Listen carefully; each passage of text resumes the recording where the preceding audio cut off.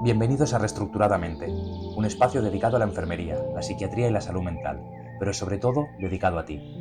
Aquí encontrarás herramientas y estrategias para transformar tu bienestar mental y emocional, consejos, entrevistas y mucho más. Bienvenidos. Muy buenas a todos, bienvenidos al episodio número 4 de Reestructuradamente, el podcast. Mi nombre es Alejandro Cano y soy enfermero experto en el ámbito de la salud mental. En este episodio quiero traeros un tema que creo que es bastante recurrente, puesto que da mucho de sí y podemos incluso dedicar más de un podcast, pero en este podcast pretendemos hacer un poquito una breve, unas pocas pinceladas sobre este tema, puesto que es bastante importante hacer hincapié en la importancia que tiene y después pues seguramente surgen varias dudas que a nivel de comunidad pues podremos ir resolviendo. En este caso me estoy refiriendo a los primeros episodios psicóticos. En este episodio pretendemos tratar un poquito el concepto básico y cómo se aborda desde la enfermería, ¿de acuerdo? Así que bien, antes de nada creo que es necesario definir lo que entendemos por primer episodio psicótico y posteriormente pues iremos hablando un poquito pues desde los síntomas hasta la manera que tenemos desde la enfermería de abordar este tipo de trastornos, este tipo de problemas de salud. ¿Qué entendemos por episodio psicótico? Por primer episodio psicótico. Hablaríamos de primer episodio, aquella primera vez en que la persona experimenta síntomas como la psicosis, como las alucinaciones, delirios, pensamientos desorganizados, entre otros. ¿Qué caracteriza este tipo de episodios? Pues como bien dice el nombre, es la primera vez que esa persona experimenta esas sensaciones y que no tiene ninguna referencia. Entonces todavía es mucho más desconcertante para la persona que lo experimenta y muchas veces ¿no? La familia o el entorno que están cerca del paciente, pues el abordaje, ¿no? Las dudas que surgen, muchas veces ¿no? el seguido de dudas y de maneras que tiene la familia de abordar el problema determinará mucho el pronóstico y determinará mucho la recuperación de esa persona. Existen diferentes causas y la bibliografía sí lo dice, que cada vez más se tiende a pensar que no hay una carga genética como hace unos años se pensaba, aunque la hay, pero sí que es cierto que muchas veces lo que desencadena un primer episodio psicótico muchas veces son las propias vivencias del paciente a lo largo de su vida, desde pues, estrés hasta consumo de sustancias, que hoy en día también están mucho más normalizado entre la juventud y es un claro detonante de muchos episodios psicóticos. Y también creo que es necesario diferenciar un poquito, ¿no? lo que entendemos por una psicosis, puesto que muchas veces pensamos que un primer episodio psicótico ya tiene por qué ser una esquizofrenia. Y cierto es que el diagnóstico de esquizofrenia se acaba definiendo cuando la persona ha experimentado diferentes episodios psicóticos a lo largo del tiempo y muchas veces pues acaba siendo ¿no? una clínica muy parecida y que la persona, digamos, pues que tiene ya muchos indicios de desarrollar una esquizofrenia. ¿Por qué digo esto? Pues porque muchas veces podemos encontrar gente que a raíz de un consumo de una sustancia, llámalo X, llámalo estimulantes, alucinógenos, etcétera, desarrolla ese cuadro prolongado en el tiempo y puede estarse pues desde días, semanas, incluso meses con esa psicosis, con esa clínica, pues ya bien sea de un delirio, ¿no? Entonces entendemos que es una psicosis, lo que denominaríamos psicosis tóxica, puesto que la persona, una vez remite esa sustancia en el cuerpo, remite también, ¿no? Deja de escuchar esas voces, deja de tener esos pensamientos y podríamos hablar de que eso sea algo puntual. Sin duda, una persona que experimenta una psicosis tóxica tiene muchos números de poder acabar desarrollando una esquizofrenia, puesto que si esa persona continúa con el consumo y continúa, ¿no? Decimos muchas veces sacando papeletas, acabaría posiblemente desarrollando esa enfermedad. Pero también es necesario diferenciarla, ¿no? Que puede ser, y hay muchos casos de gente que ha desarrollado un brote psicótico y que una vez se instaura un tratamiento, hay una recuperación, un descanso por parte de la persona, nunca más vuelve a experimentar este tipo de sensaciones y este tipo de pensamientos, ¿no? Así que creo que es vital diferenciar un poquito, ¿no? Estos conceptos, ya que muchas veces, ¿no? Cuando una persona desarrolla este tipo de problemas de salud, pues desde el entorno hasta el propio paciente siente que va a ser una enfermedad que va a arrastrar con ella toda la vida y que no tiene ninguna solución. Así que es un poquito desde aquí un poco de esperanza y de definir un poco este término que es bastante necesario, ¿de acuerdo? Así que hemos hablado un poquito, ¿no? De lo que vendríamos a entender por un episodio psicótico, las causas que le pueden desencadenar y después también es muy importante, creo que es un llamamiento sobre todo a las familias que detecten en su hijo o en su hija, ¿no? Este tipo de inicio de clínica, pues que es muy importante la detección temprana. Detectar y tratar un primer episodio psicótico lo más pronto posible es crucial para mejorar el pronóstico a largo plazo, ¿de acuerdo?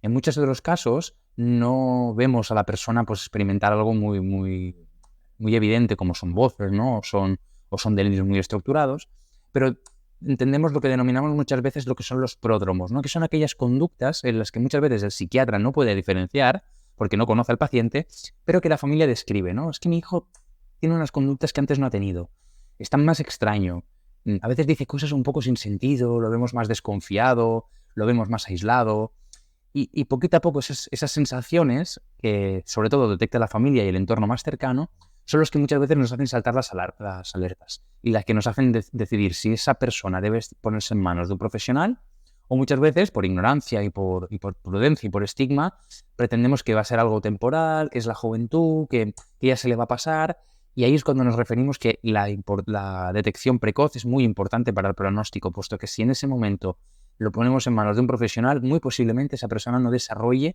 de una manera tan grosera y tan florida esa clínica que después costará mucho más que remita y costará mucho más que se estabilice, ¿no? Sin duda no es un tema fácil y sin duda muchas veces pues lo que pensamos, ¿no? Que desde el estigma que tienen las propias familias y el propio paciente hasta el desconocimiento en estos temas, acabamos haciendo, pues mirar hacia otro lado y que la persona empeore un poco su enfermedad y que acabe siendo no tarde, pero sí que es cierto que no es tan temprano como nos gustaría abordar este tipo de problemas, ¿no? Así que nada, desde aquí un llamamiento a todas esas personas que crean que su familiar o que ellos mismos se notan más extraños, que están más desconfiados, que sienten, ¿no?, este tipo de pensamientos, pues que enseguida no tengan miedo y no tengan reparo en acudir a un profesional, ¿de acuerdo? Siempre están a tiempo de que si no es un primer episodio psicótico, no es una clínica psicótica lo que están desencadenando, pues simplemente se les pueda reconducir, se les pueda explicar un poco lo que les está sucediendo, ya bien sea pues un pico de estrés, preocupación excesiva, etcétera, y se les reconduzca y quede en eso, ¿no? Pero de lo contrario, si esa persona está iniciando esta clínica, pues pueda ser tratada a tiempo, ¿no? Y tengan mejor pronóstico.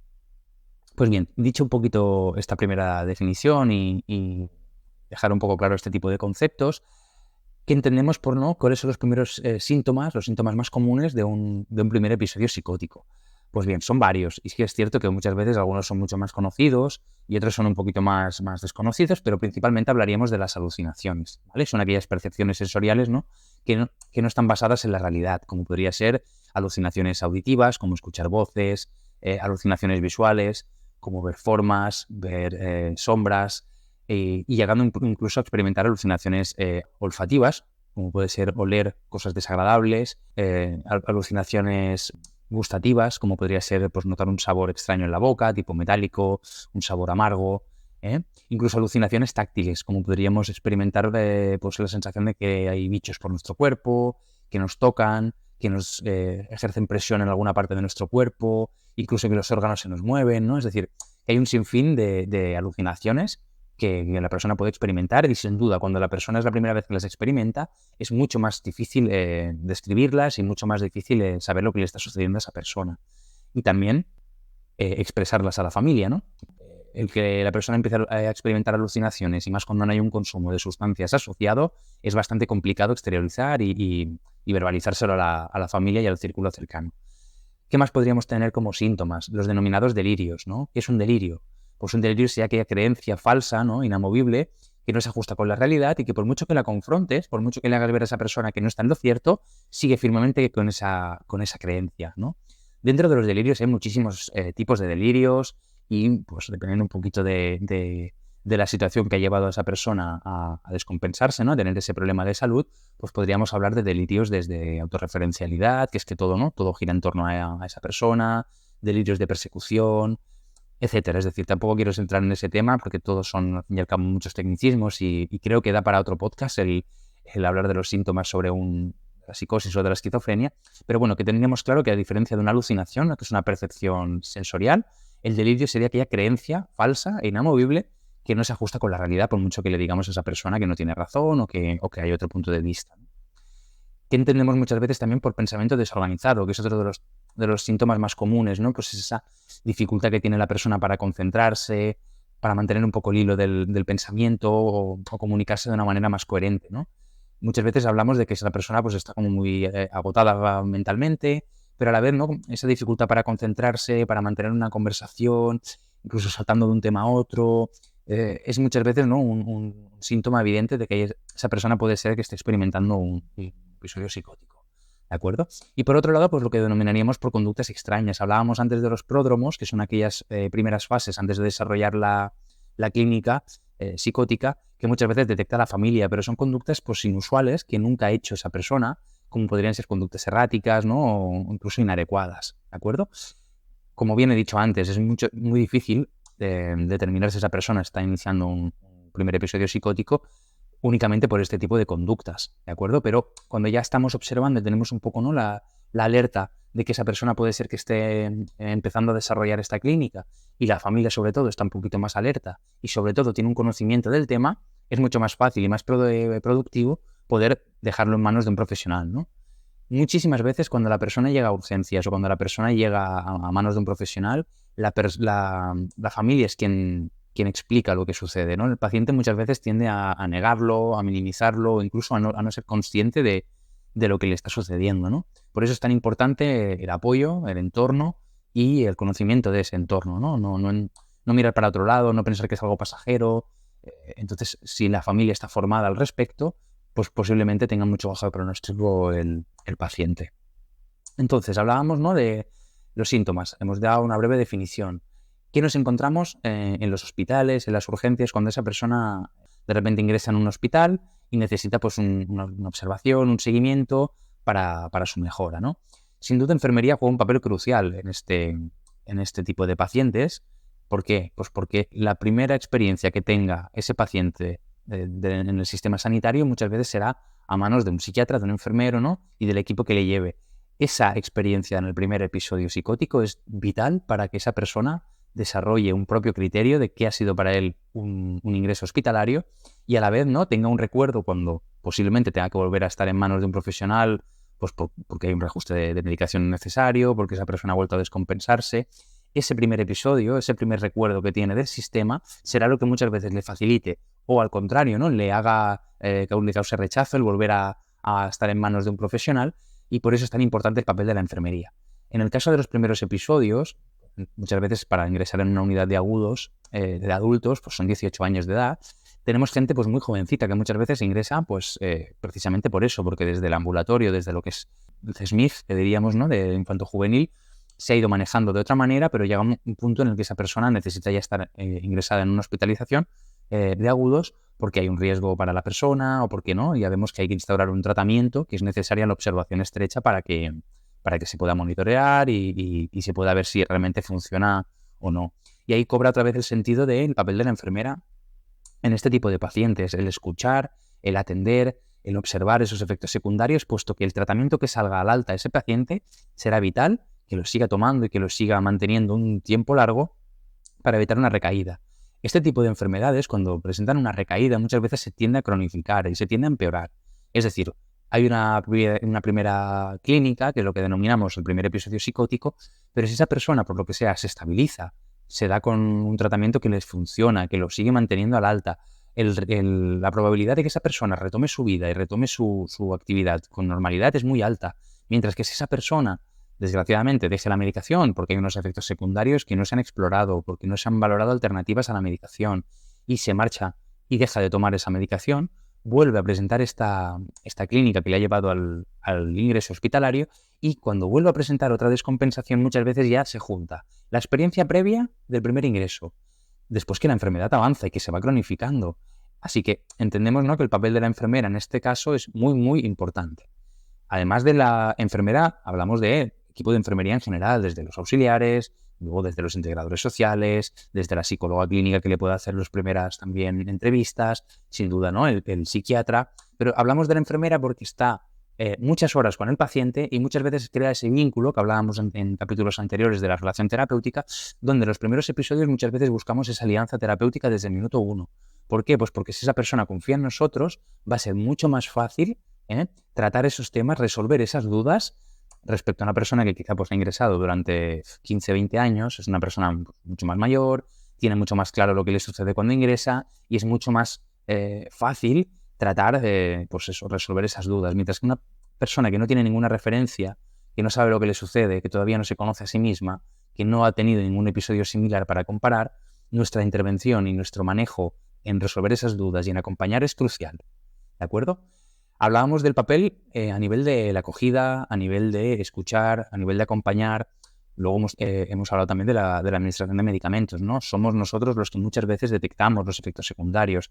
Los transcribimos en un curso clínico, los hacemos llegar al psiquiatra para que haya un cambio de medicación o que se valoren esos cambios, pero si nosotros no tenemos la constancia y la observación al día, muchas veces omitimos esos efectos secundarios porque la persona pues, no los verbaliza y omitimos algo tan importante como que es el tratamiento que se llevará a esa persona al alta, incidiendo directamente en la recaída, puesto que si el tratamiento que se toma a esa persona no le funciona y no le sienta bien, lo va a dejar. Desgraciadamente, los antipsicóticos producen efectos secundarios y por esos efectos secundarios son los que muchas veces el paciente abandona el tratamiento. Entonces, hay efectos secundarios, que eso también tenemos un tema para explorar y poder dedicar un podcast entero sobre los antipsicóticos y los efectos, ¿no?